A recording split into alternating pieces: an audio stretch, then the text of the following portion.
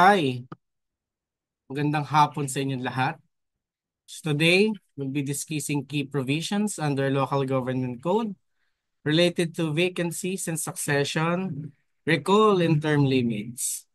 So these provisions are essential for ensuring the integrity, accountability, and smooth functioning of local government units. So first, vacancies and succession. Here, we will examine the rules on what happens when a local government official is unable to fulfill their duties, including the procedures for filing vacancies and the order of succession. Next is the recall. This provision allows voters to remove elected officials from office before the end of their term under certain conditions. This is to ensure that the local leaders remain accountable to the people they serve. And lastly, term limits. We'll touch on the limitations on the number of terms a local official can serve, designed to promote fresh leadership and prevent the concentration of power. So these provisions are crucial for maintaining transparency, public trust, and the democratic process in our local governance system. So let's dive deeper into each one of them. So let's go. So first, let's discuss the vacancies and succession of local officials. In this presentation, we will explore the intricacies of vacancies and succession of local officials in the Philippines, focusing on the local government code and its implication. So first, let's discuss the vacancy and succession. So under the Local Government Code of the Philippines, the Republic Act number 7160, it is the legal foundation for the decentralization of governance in the country. One of the key provisions therein pertains to the vacancies and succession of local government officials. These provisions ensure that the continuity of government is maintained, even in the event of vacancies in elected offices, thereby promoting stability in local governance. So when we talk about vacancy, it occurs when an elected official can no longer fulfill their duties, which may be resulted from death, resignation, permanent disability, disqualification, or failure to assume office. A vacancy can occur in any of the local elected positions, including the offices of the mayor, vice mayor, governor, vice governor, councilors, and board members. On the other hand, when we talk about succession, this refers to the process of filing a or filling a vacant position. It can be automatic following a predetermined order or involve a special election. It ensures, of course, continuous governance, maintaining stability in local administration. So the scope is actually based from uh the scope is actually based on the position being vacated and whether the vacancy is temporary or permanent.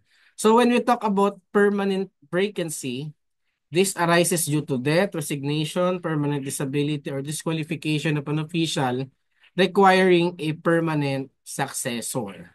The other hand, temporary vacancy talks about the temporary absence, for example, when there's illness or suspension, where the official may resume duties later and a temporary successor or acting official may be appointed. Automatic succession, on the other hand, outlines a hierarchical order for automatic succession. For instance, in a municipality or city, the vice mayor assumes the mayor's duties in their absence. One interesting case in the Philippine jurisprudence is the case of Pariñas versus Barba in 1996. So the court ruled here that the appointing a replacement for a resigned Sangguniang Bayan member is discretionary, requiring a recommendation from the Sanggunian, and neither party had the right to vacate seat. So what are the facts? This case then when Domingo, a board member of the Sangguniang Bayan of San Nicolas of Ilocos Norte resigned after going without leave to the United States. So to fill the vacancy created by his resignation, the mayor respondent Barba recommended to the governor of the province, Respondent Parinas, the appointment of Respondent Palafox. A similar recommendation for the appointment of Edward Palafox was also made by the Sangguniang Bayan of San Nicolas, but the recommendation was made to Mayor Barba. So the resolution containing the recommendation was submitted to the Sangguniang Panlalawigan of Ilocos Norte, purportedly in compliance with Section 56 of the Local Government Code. On June 1994, Petitioner Governor appointed Petitioner Nasino and sworn him in office that the same day.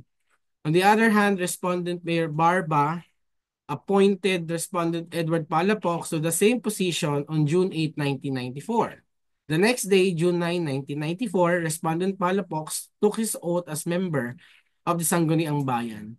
On June 14, 1994, petitioners filed with the Regional Trial Court of Ilocos Norte a petition for quo warranto and prohibition against Mayor Barba, Vice Mayor Hernando, and Edward Palafox. So the issue in this case that whether or not the power to fill a vacancy in the Sangguniang Bayan is vested in the provincial governor upon recommendation of the Sangguniang Panlalawigan.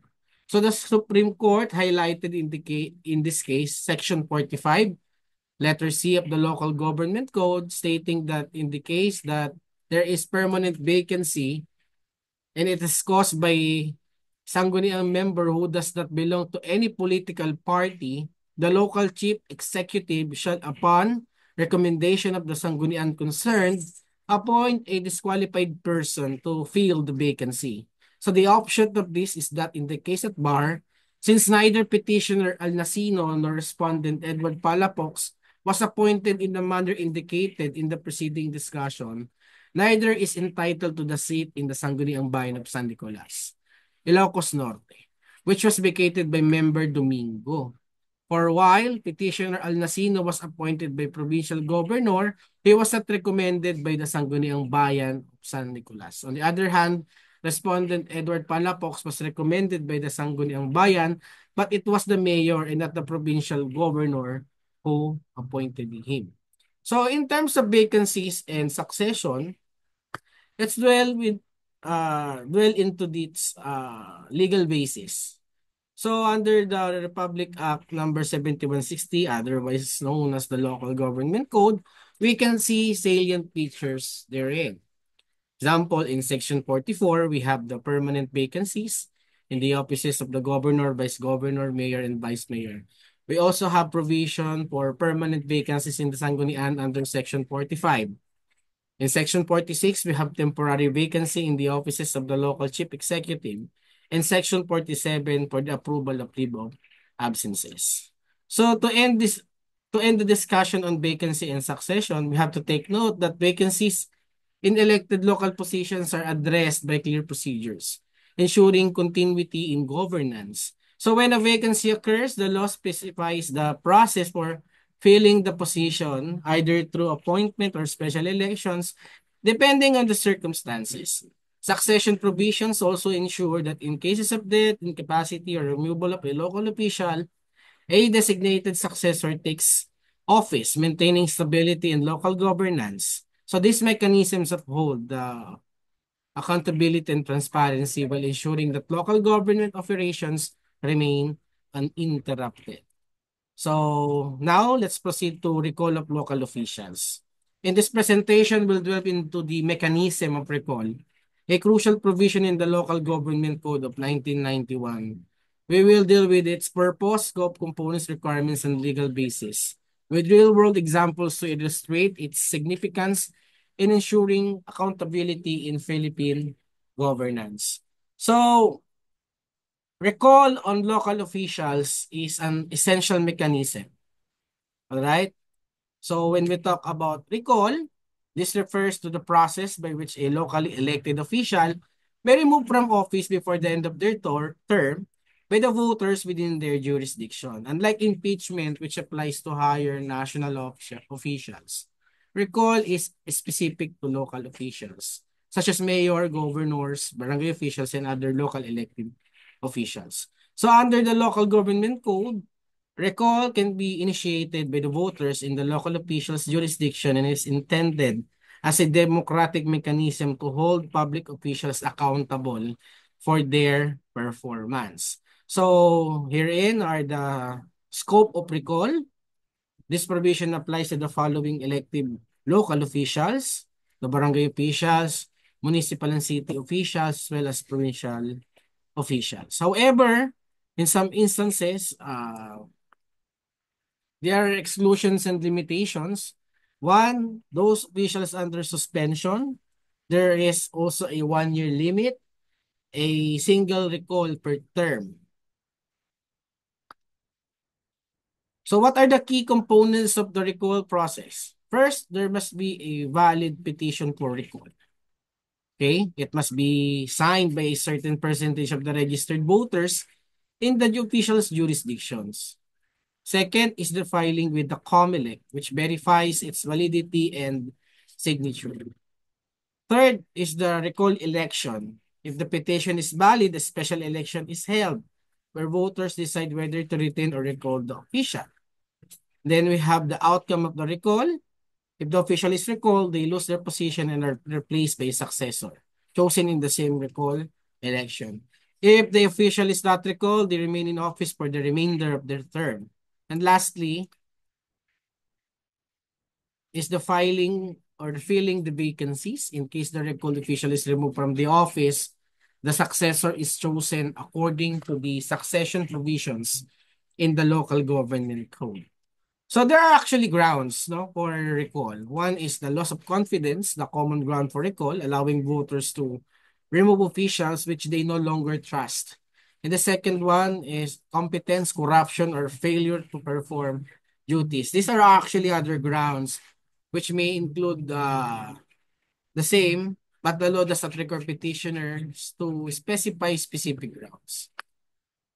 In Supreme Court ruling, we have the Garcia versus Comelec case. So here, the court upheld the constitutionality of preparatory recall assembly as a valid mechanism for initiating recall proceedings, affirming that the power of recall resides solely with the electorate. So in this case, petitioner Enrique Garcia was elected governor of the province of Bataan in May 11, 1992. Some mayors, vice mayors, and members of the Sangguniang Bayan of 12 municipalities of the province constituted themselves into a preparatory recall assembly to initiate the recall election of petitioner Garcia. Move that a resolution be passed for the recall of the petitioner on the grounds of loss of confidence. The motion was unanimously seconded. So pursuant to the provisions of Section 70, paragraphs A, B, and C of Republic Act 7160, petitioners urge and allowing recall through the initiative of PRAC and contended that it is unconstitutional because the people have the sole and exclusive right to decide whether or not to initiate proceedings. So the prime issue in this case is whether or not the original petition and the supplemental petition assailing the constitutionality of Section 70 of RA 7160 insofar as it allows a preparatory recall assembly initiate the recall of local elective officials is bereft of merit. According to the Supreme Court, it's yes. Petitioners cannot point to any specific provisions of the Constitution that will sustain this submission.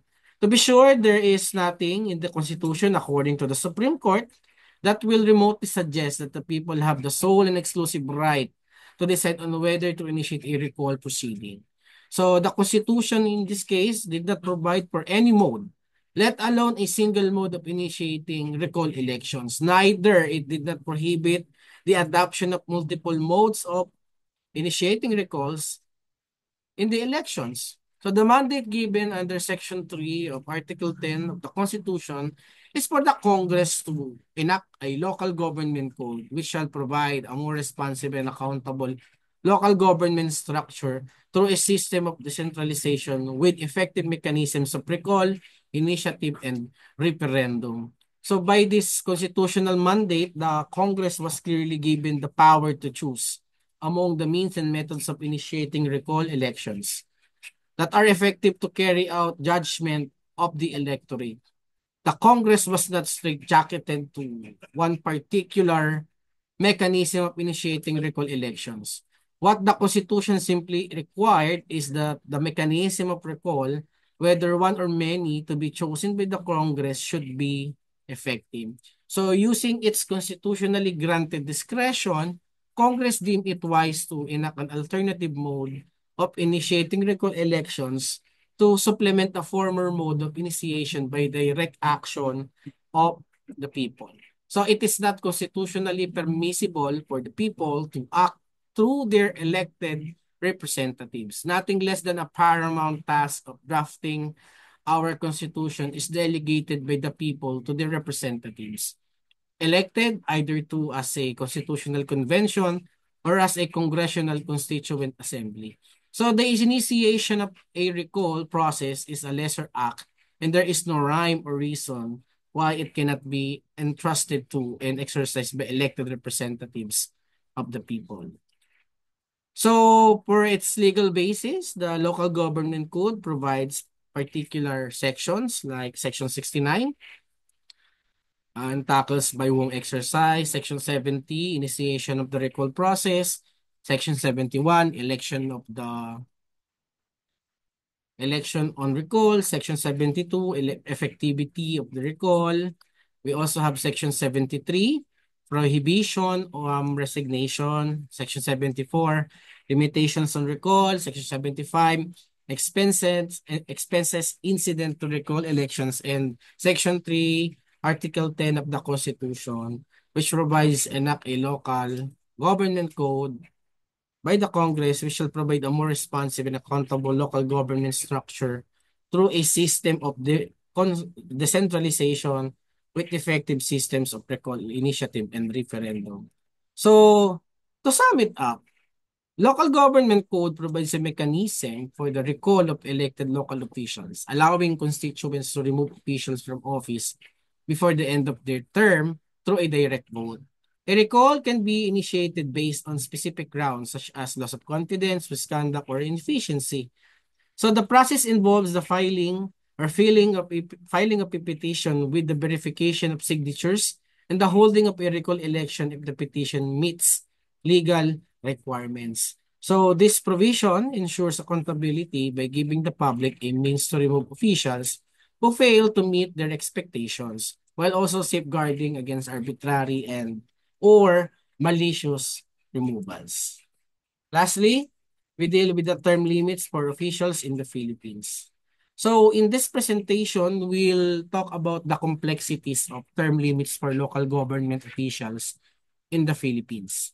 We will explore its rationale, components, and impact of this provision. So first, let's discuss the definition. The issue of term limits for local government officials in the Philippines is a fundamental aspect of the local government code.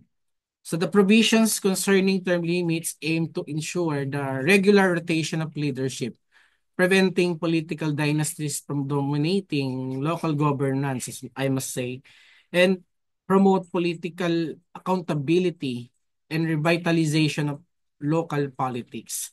So these provisions also seek to prevent the concentration of power in the hands of few individuals or families, which can, of course, undermine the democratic practices. So again, when we talk about term limits, it refers to the maximum number of years or terms an elected official is allowed to hold a particular office. So in a context, term limits actually restrict the duration a local official can serve in a specific position. This is done to, of course, encourage the participation of different individuals in public service, preventing political monopolies and ensure regular elections. So under the code, local officials are limited to serving only a certain number of consecutive terms All right? And that is actually its purpose, no? After they which must take a break before being eligible for re-election to the same office. So,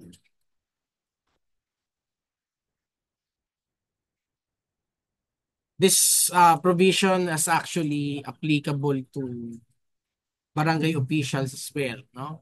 Municipal and city officials as well as provincial officials.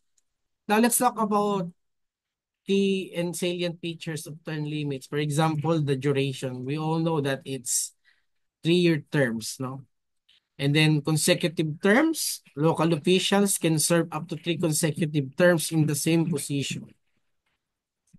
After 3 terms, they must sit out for 1 full term before being eligible for re-election to the same office. So the term limit applies separately to each offices, I must say.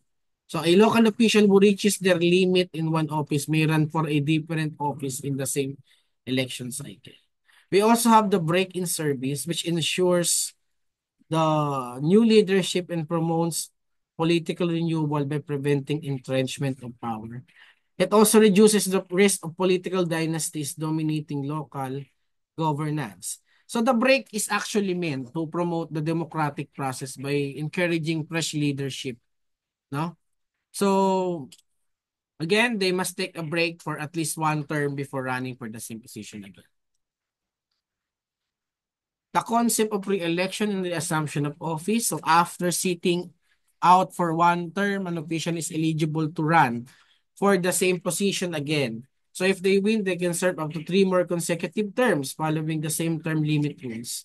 So this principle also applies to vice mayors, governors, and other local officials. They are allowed to serve up to 3 consecutive terms but must take a break before seeking re-election. In the case of Aldovino versus Comelec, Asilo served as councilor of Lucena City for 3 consecutive terms. During his third term, in September 2005, he was preventatively suspended by the Sandigan Bayan for 90 days due to a pending criminal case. The Supreme Court subsequently lifted this suspension, allowing Asilo to complete his third term. In 2011 elections, Asilo filed his candidacy for a fourth consecutive term as a councilor, which petitioners sought to cancel, alleging it violated the 3-term limit rules stipulated in Section 8, Article 10 of the Constitution, and Section 43B of the Local Government Code. The COMELEC ruled in favor of Asilo, stating the preventive suspension constituted effective interruption of his term and thus did not count towards the 3 limit term. The issue in this case whether or not preventive suspension count uh, is a it does as an effective interruption for the purpose of the 3-term limit rule. Again, the Supreme Court ruled in this case that preventive suspension does not constitute an interruption of an official's term. The court clarified that interruption involves the involuntary loss of title to the office. Asilo maintained his title throughout the suspension and any or only temporarily lost the ability to perform his duties. Hence, the preventive suspension did not break his term. Asilo was therefore ineligible to run for a fourth consecutive term. So what are the legal basis for term limits under the law? We have Section 43, which defines actually the the totality of term office. We also have Section 8 of Article 10 of the Constitution, which states that the term of office of elected officials, except barangay officials, which shall be determined by law, shall be 3 years, and no such officials are served for more than 3 consecutive terms. Voluntary renunciation of the office for any length of time shall not be considered as an interruption in the continuity of his service for the full term for which he was elected. Just recently in 2006, the Congress enacted Republic Act 10742, which further amended provisions related to barangay elections. Also reinforced the concept of term limits for local officials in the barangay. So to end up my discussion in term limits, I must say that the local government code sets clear term limits for elected local officials to promote democratic governance and prevent political entrenchment, such as mayors, governors, and councilors. Our local officials are generally restricted to serving for 3 consecutive terms in the same office. After reaching this limit, they must vacate the position for at least 1 term before seeking re-election. This term limits encourage fresh leadership and ensure a more dynamic and accountable local government, while also allowing for new opportunities for public service and preventing the concentration of power within a single office holder. So I hope you learned something today with our presentation. Maraming salamat po.